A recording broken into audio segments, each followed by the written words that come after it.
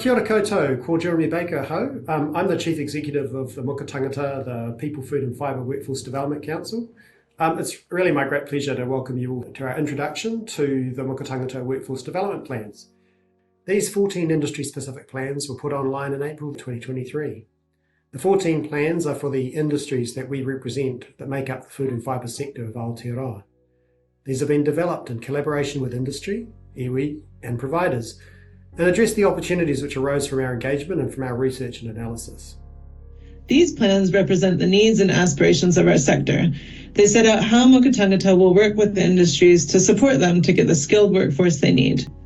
We're using the plans to guide our advice on vocational education to the Tertiary Education Commission, and they will also drive the development of new and existing qualifications, standards, and micro-credentials. We will use these plans as we continue to engage with industry, providers, learners, and tangata whenua to gather more information over the next year. This engagement and refining of the plans will ensure that our advice on what to fund is based on what industry need. These plans do several things. They capture the key workforce and training information about each sector. They identify the workforce and skills issues facing the sector, and they identify the roadmap of actions that Muka Tangata will take in partnership with industry, iwi hapu Māori, and education providers to address those issues. These plans are an opportunity for much wider collaboration with other stakeholders associated with vocational education and training, industry and iwi, such as the Food and Fibre Centre of Vocational Excellence and the Regional Skills Leadership Groups. Now I'm going to show you a little bit about the website. From the homepage, mukatangata.workforceskills.nz, go to the Explore Industries page at the top. Select your industry of choice. We'll go with apiculture for today. From this page, first you'll get a bit of an overview of the industry. But if you keep scrolling, you'll get to the Trends and Analysis section, which provides a snapshot of the current workforce outlook and learner profile, as well as some industry information. If you scroll a bit further, you'll get to our Opportunities section, which highlights the opportunities that have been identified by each industry. At the bottom of the page is the Roadmap section, which outlines what's on our work program and the time for delivery. The beauty of the plans being online is that we can update and enhance the plans to reflect what we hear and learn about our industries. Being online means that the data, opportunities, and roadmap actions in each plan are easily accessible by all, easily adjustable, and easily tracked. Our roadmap page shows how Muka Tangata are tracking with regard to how we're working on our roadmap actions.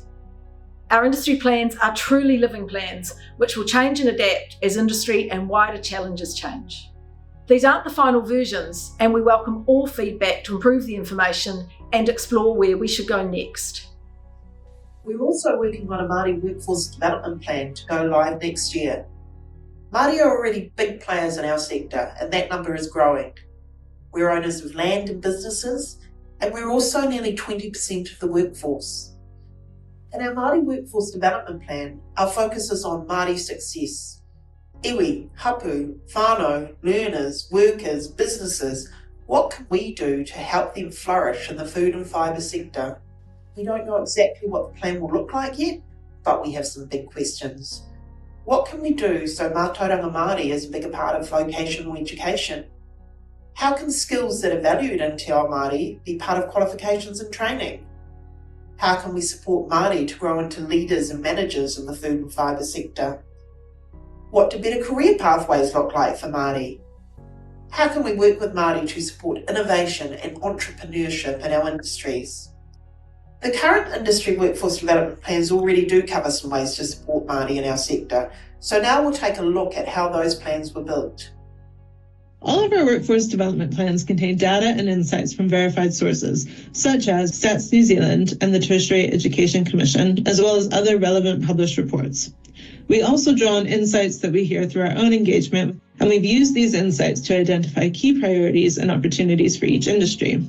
If you're looking for more specific details, you can find helpful definitions for the data in the top right corner of any page on the website.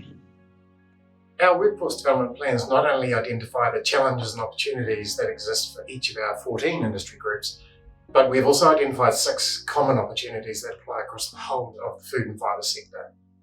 Now, these common issues have been widely mentioned in our talks with industry, and they include things like climate responsiveness, the importance and place of mental health and wellbeing, and the delivery and assessment models that are currently in use.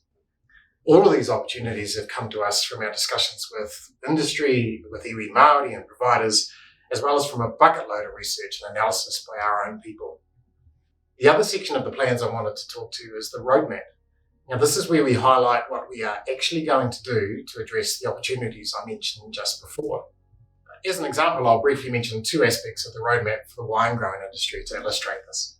One is to improve the delivery of qualifications so that they occur at the right time in the grape growing calendar of events. The second is to improve access to information on qualifications so that industry has a better idea of what someone with a qualification is actually able to do, and therefore what they can expect from that person as an employee. We know that what we have produced is only a starting point and that there is still a lot of work to do to refine these plans.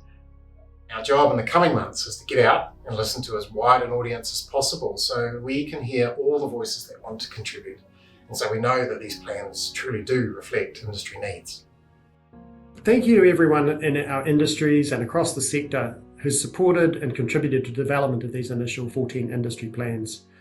There'll be many ongoing discussions and a lot of work with our industries and partners to implement the roadmap actions in these plans and to continuously update them so they remain relevant. We look forward to continuing to work with you.